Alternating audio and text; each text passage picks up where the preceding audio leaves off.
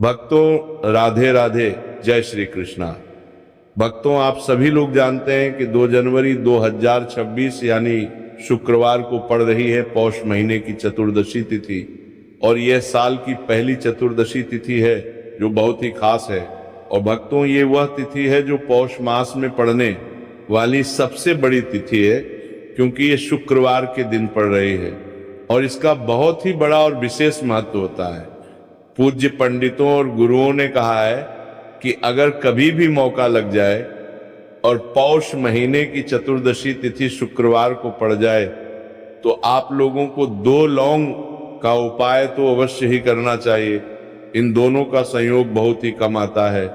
इसी के साथ में पंडितों और गुरुओं ने अपनी शिव पुराण कथा में बताया है कि इस दिन आपको 2 लौंग का उपाय तो आपको अवश्य ही करना चाहिए, क्योंकि ऐसा दिन पूरे साल में सिर्फ एक ही बार आता है। और भक्तों, आप सभी लोग जानते हो कि शुक्रवार चतुर्दशी का अगर सबसे बड़ा कोई उपाय है तो वो 2 लौंग वाला उपाय है। तो भक्तों, इस शुक्रवार के दिन आप लोगों को इस 2 लौंग वाले उपाय को जरूर करना है। बहुत सारे लोग होंगे जिन लोगों ने इस उपाय को ना किया हो, मतलब पूरा साल निकल गया, उन्होंने किसी भी दिन इस लौंग वाले उपाय को ना किया हो। पर भक्तों, आपके पास एक आखिरी मौका बचा हुआ है जो कि 2 जनवरी के दिन है। तो इस दिन आप लोगों को इस वाले उपाय को जरूर कर लेना है। भले ही आपने पूरे महीने भर इस उपाय को ना किया हो, पर अगर आपने इस पौष महीने की चतुर्दशी तिथि के दिन अगर इस वाले उपाय को कर लिया तो आपको इस उपाय को करने का वह फल मिलेगा जिसकी आपने कभी कल्पना भी नहीं करी होगी। इसीलिए आप लोग इस वाले उपाय को एक बार जरूर कर लेना है, ताकि आप लोगों के हाथ से मौका ना जा सके और आपको इस उपाय को करने का फल मिल सके। भक्तों, ये उपाय पंडित जी ने अपनी अभी की ही श्री शिव महापुराण की कथा में बताया है, जिस उपाय को आज हम आपको बहुत अच्छे से समझाने वाले हैं। इस वीडियो को देखने के बाद इस उपाय को समझने के लिए आपको कोई और वीडियो को देखने की जरूरत नहीं पड़ेगी। तो चलिए भक्तों, उपाय को शुरू करते हैं। देखिए, ये इस पौष महीने के शुक्रवार चतुर्दशी के दिन ये इतना खास होता है, इतना महत्वपूर्ण होता है। देखा गया है कभी कभी बड़े बड़े पूजा पाठ अनुष्ठान से जो मनोकामना पूर्ण नहीं होते, पौष महीने के शुक्रवार के दिन एक छोटे से उपाय करने से ही आपकी मनोकामना पूर्ण हो जाती है। और बहुत सारे लोगों ने इस उपाय को किया भी है और उनको इस उपाय को करने का फल भी जरूर मिला है। अगर आप लोग भी इस उपाय को करना चाहते हैं तो आप इस उपाय को पहले अच्छे से समझ लेना, सुन लेना, उसके बाद करना। आपको इस उपाय का फल जरूर मिलेगा और इस उपाय को कर लेने से आपके घर में चाहे किसी भी प्रकार की दुख और समस्या क्यों ना चल रही हो, आपको उसका कारण भी नहीं पता है कि भाई ये समस्या किस कारण से चल रही है, उसका कुछ भी कारण हो सकता है। जैसे पितृदोष हो सकता है या किसी भी तरह का मंगल दोष भी हो सकता है। तो इस दिन आप लोगों को ये वाला उपाय कर लेना है। ये एक ऐसा उपाय है जिस उपाय को अगर किसी विशेष दिन पर किया जाए तो भाई उस विशेष दिन का जो है वह तो हमें मिलता ही मिलता है, पर हमने उस दिन पर इस उपाय को किया है तो हमें उससे भी बड़ा फल मिलता है, और फल बहुत जल्दी मिलता है, क्योंकि आप इस उपाय को बहुत ही बड़े और विशेष दिन पर कर रहे हो। तो चलिए अब उपाय के बारे में बात करते हैं, लेकिन उससे पहले आप लोगों को ये जानना आवश्यक है कि आखिर ये उपाय किस समय करना है, किसको करना है और कैसे करना है। तो चलिए हम आगे आपको वीडियो में एक एक करके बता देते हैं। लेकिन उससे पहले अगर आप लोग हमारे चैनल पर पहली बार आए हैं या फिर मेरी आवाज आज पहली बार सुन रहे हैं तो हमारे चैनल को सब्सक्राइब जरूर कर लेना, और इसको काम वीडियो को लाइक करके कमेंट बॉक्स में श्री शिवाय नमस्तुभ्यम ओम नमः शिवाय जरूर टाइप कर देना। तो भक्तों, इस 2 लौंग वाले उपाय को हमें इस शुक्रवार चतुर्दशी के दिन कैसे करना है, किसको करना है, किस समय करना है और कहां पर करना है, ये सारे सवालों के जवाब आपको इस वीडियो में मिल जाएंगे। और जो ये वीडियो देखेगा भाई, उसको 2 लौंग वाला उपाय जरूर करना चाहिए, क्योंकि इस दिन लौंग का भी बहुत ही बड़ा और विशेष महत्व होता है। और जब बात आ जाए 2 लौंग की तो ये सोने सुहागा वाली बात हो जाती है। और ये एक बहुत ही बड़ा उपाय हो जाता है इस शुक्रवार चतुर्दशी तिथि का। तो अब भक्तों, इस 2 लौंग वाले उपाय को आखिर करना किसको है, सबसे पहले हम लोग वो बात जान लेते हैं। तो देखो, घर की जो बड़ी माताएं बहनें होती हैं, उन माताओं बहनों में से कोई भी एक बड़ी माता बहन इस वाले उपाय को कर सकती है। और भक्तों, अगर आप चाहे तो अपने घर में से सभी सदस्यों को भी इस उपाय को करवा सकते हैं। अगर किसी व्यक्ति की खुद की कोई मनोकामना है, खुद को की कोई दुख और परेशानी है जो कि वो अपने लिए ही करना चाहता है, इस वाले उपाय को तो वो खुद अपने लिए भी कर सकता है।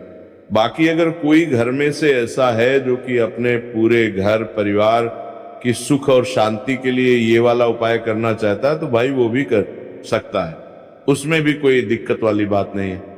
कहने का मतलब यह है कि इस उपाय को हर एक सदस्य भी कर सकता है और पूरे घर परिवार के सदस्य के लिए घर की बड़ी माताओं बहनों में से कोई एक माता बहन भी कर सकती है।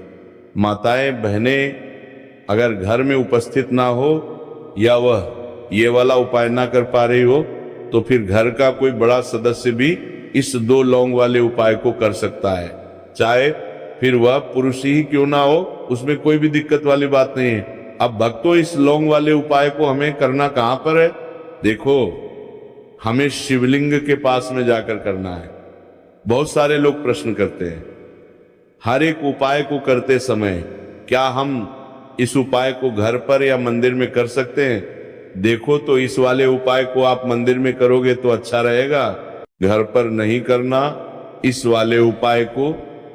उसके बाद में भक्तों, जो अगला प्रश्न निकल कर आता है वो ये आता है इस उपाय को लेकर कि आखिर इस उपाय को हमें किस समय करना है, सुबह के समय करना है कि शाम के समय करना है? तो देखो, इस वाले उपाय को आप लोग सुबह के समय भी कर सकते हो और शाम के समय प्रदोष काल में भी करना है सकते हो।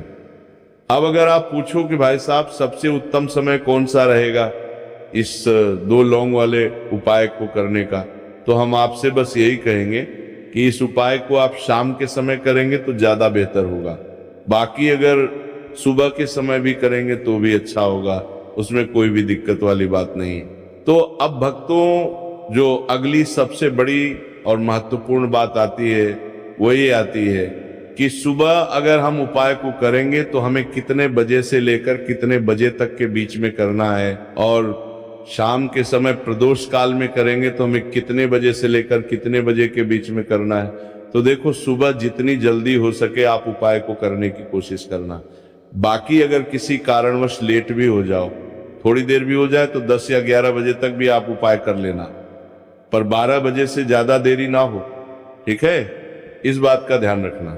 उसके बाद में भक्तों, अगर शाम के समय प्रदोष काल की बात करें, प्रदोष काल का जो समय होता है वो शाम के 6 बजे से शुरू हो जाता है।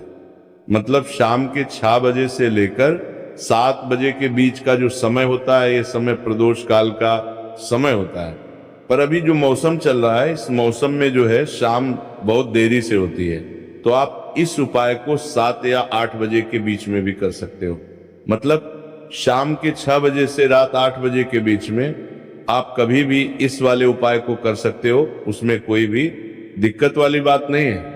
परंतु शुक्रवार के दिन कोशिश करना कि समय के अंतर्गत ही कर लो, किसी कारणवश ना कर पाओ तो थोड़ा देरी से भी कर सकते हो, आपको उपाय का फल जरूर मिलेगा। देखिए, इस वीडियो में जितने भी उपाय हम आपको बताएंगे सभी उपाय सरल है। देखो, गुरुजी ने कहा है कि शुक्रवार के दिन आपको चौमुख दीपक वाला उपाय तो अवश्य ही करना चाहिए।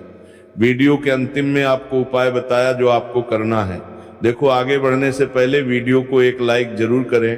देखो, सबसे पहला उपाय, यदि आपके जीवन में कर्जा बहुत अधिक है, आपके जीवन में संकट बहुत अधिक रहते हैं, आपके ऊपर बहुत अधिक विपदा आ रही है, बार बार आपको अपने व्यापार में और अपने धन में हानि देखने को मिल रही है, यानी कि आपको प्रत्येक कार्य में हानि हो रही है, तो आपको ये उपाय करना चाहिए। देखिए, इस उपाय के लिए आपको मात्र 1 लौंग का जोड़ा लेना है, यानी कि 2 फूल वाली लौंग लेनी है। साथ में आपको मात्र थोड़ा सा शहद ले लेना होगा और इसी के साथ में आपको तांबे के पात्र के अंदर शुद्ध जल लेना होगा। अब देखिए, इन सभी सामग्रियों को लेकर के आपको भगवान शिव के मंदिर में पहुंच जाना है। देखिए, ये उपाय आप सुबह से लेकर शाम तक कर सकते हैं।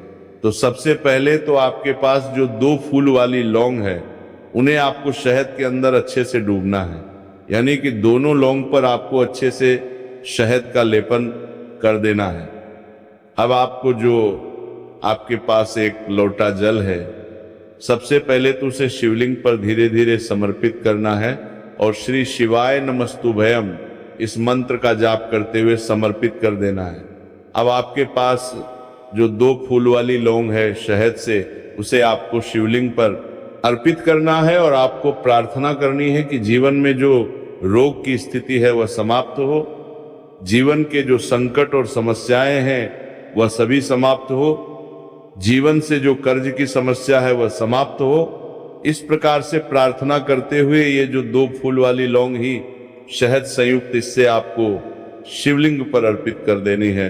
आपकी जो भी समस्या होगी इस शुक्रवार के दिन अवश्य ही समाप्त हो जाएगी। तो इस प्रकार से आपको पहला उपाय करना है। अब हम बात कर लेते हैं दूसरे उपाय के बारे में। देखो ये उपाय आपके लिए सर्वश्रेष्ठ होने वाला है। देखिए, इस उपाय के लिए आपको मात्र 5 हरे मूंग के दाने आपको साबुत लेने हैं, खंडित नहीं होने चाहिए। इस बात का ध्यान रखें। और इसी के साथ में आपको एक तांबे के पात्र के अंदर अपने घर से शुद्ध जल ले लेना है।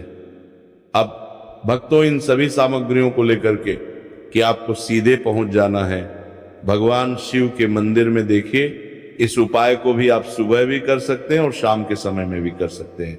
देखिए, भगवान शिव के मंदिर में पहुंचने के बाद आपके पास जो 5 हरे मूंग है, उनमें से पहला जो हरा मूंग है, आपको शिवलिंग के सामने जो नंदी महाराज होते हैं और उनका जो पैर उठा हुआ होता है, वहां पर आपको पहला हरा मूंग समर्पित कर देना है और आपको ओम नमः शिवाय इस मंत्र का जाप कर लेना है। फिर आपको दूसरा हरा मूंग लेना है और शिवलिंग पर जो श्री गणेश जी वाला स्थान होता है, वहां पर आपको ये दूसरा हरा मूंग समर्पित कर देना है।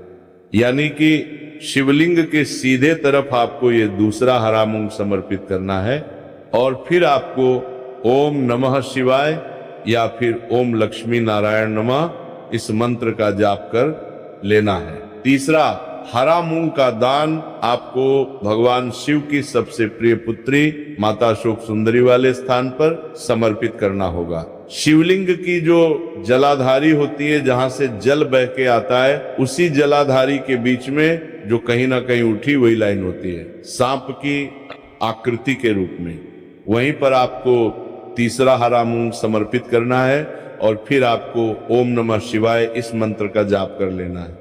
अब भक्तों, चौथा जो हरा मूंग है उसे आपको भगवान कार्तिकेय जी का जो स्थान होता है शिवलिंग पर, वहां पर आपको ये चौथा हरा मूंग का दाना समर्पित कर देना है और आपको ओम नमः शिवाय इस मंत्र का जाप कर लेना है।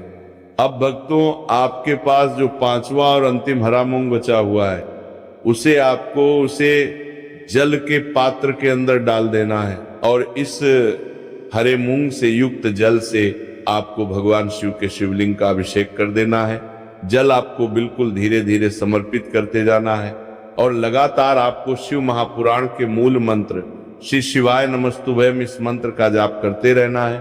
फिर आपको शिवलिंग का विलाप हैं के सामने बैठकर, यदि आप अपने बच्चों के लिए ये उपाय कर रहे हैं, यदि आप अपने बच्चों की बुद्धि ज्ञान और विवेक के लिए उपाय कर रहे हैं, तो उसके लिए आपको प्रार्थना कर लेनी है।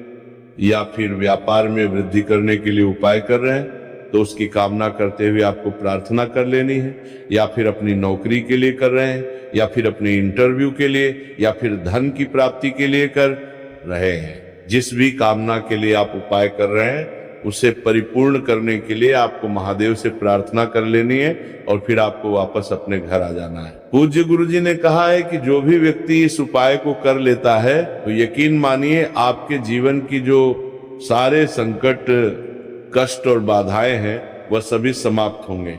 अब हम बात करते हैं अगले उपाय की। इस उपाय के लिए आपको एक दीपक लेना है दीपक आप मिट्टी का भी ले सकते हैं और शुद्ध आटा मढ़कर उसका दीपक भी आप तैयार कर सकते हैं। दीपक के अंदर गोल बाती का प्रयोग करना है और दीपक के अंदर आपको शुद्ध घी का प्रयोग करना है। इसी के साथ में आपको मात्र एक फूल वाली लौंग लेनी होगी। अब एक दीपक और एक फूल वाली लौंग लेकर के सीधा आपको पहुंचना होगा बरगद के वृक्ष के।